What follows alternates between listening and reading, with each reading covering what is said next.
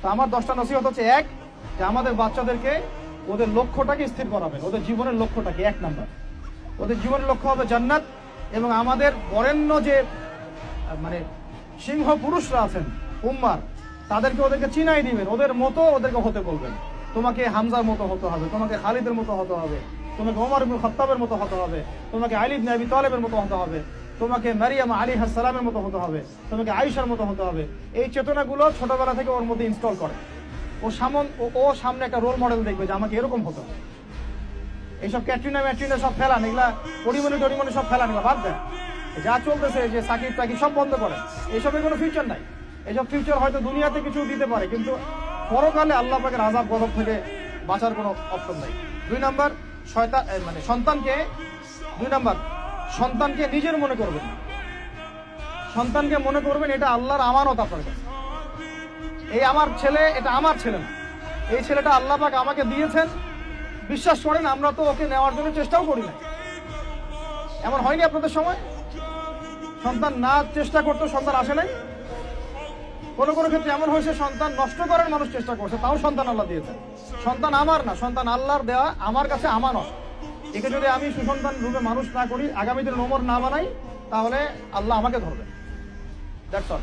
1 number, সন্তানকে ওর গন্তব্য চেনাবেন, ওকে আমাদের সিংহ পুরুষদেরকে পরিচয় করাই দিবেন, ওর মতো তাদের মতো হতে বলবেন। এবং সন্তানকে আপনার নিজের মনে করবেন না, সন্তানকে মনে করবেন আল্লাহর দেওয়া জাস্ট একটা আমানত। 3 নাম্বার, সর্বোচ্চ সেরা কারিকুলাম যারা দিচ্ছে ওই রকম প্রতিষ্ঠানে আপনি ওকে পড়াবেন। এরকম প্রতিষ্ঠান যদি সরকার দেয় তাহলে সরকারি প্রতিষ্ঠানে পড়াবেন, আমার কোনো সমস্যা নেই।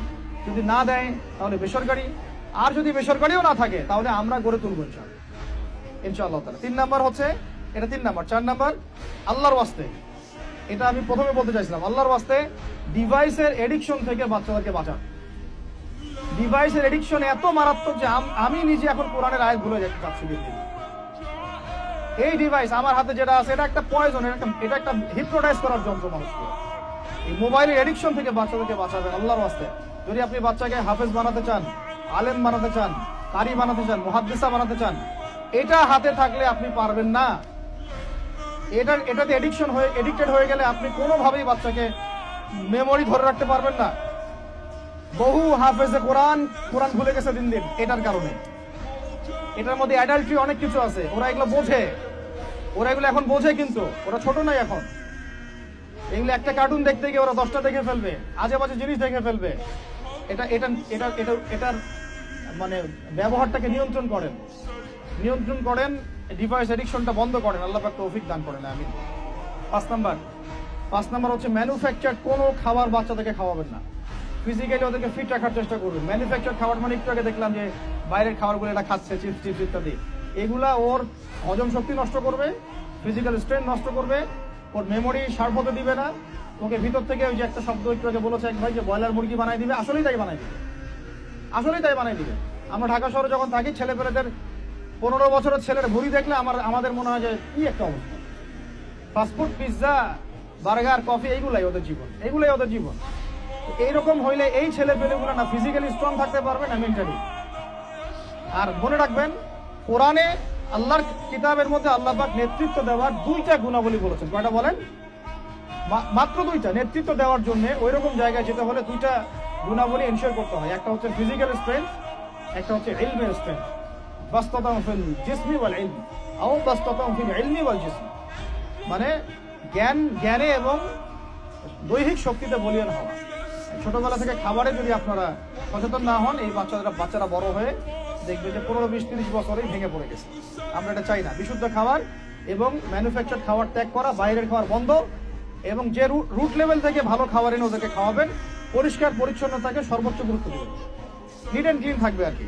আমার সাথে আমার পরিবারের যে মাঝে মাঝে যে একটু মিষ্টি ঝগড়া হয়, আমার একটা জিনিস নিয়ে ঝগড়া হয়, যে বাচ্চারা পরিষ্কার না কেন, ঝকঝকা না কেন, একদম সবসময় ঝকঝকা থাকবে। না হলে এই যে হাত দিয়ে এটা ধরতেছে, পেটে হাত দিয়ে, মুখে হাত দিবে, পেটটা নষ্ট হয়ে যাবে।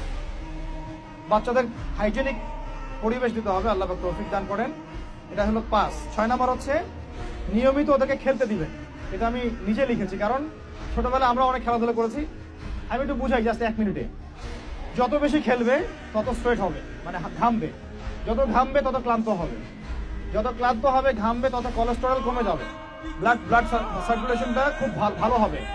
তারপরে যত খেলবে ও টায়ার্ড হবে, তখন ও খাবে বেশি, মানে ভালো জিনিস খাবে বেশি, রুচি বাড়বে। যত ভালো খাবে ঘুম তত ক্লিয়ার হবে, ঘুম যত ক্লিয়ার হবে ও ব্রেন তত শার্প হবে, ব্রেন যত শার্প হবে ও অল্প সময়ে যা পড়তে পারবে, যা মুখস্থ করতে পারবে, এটা 10 ঘন্টায় আপনি পারবেন।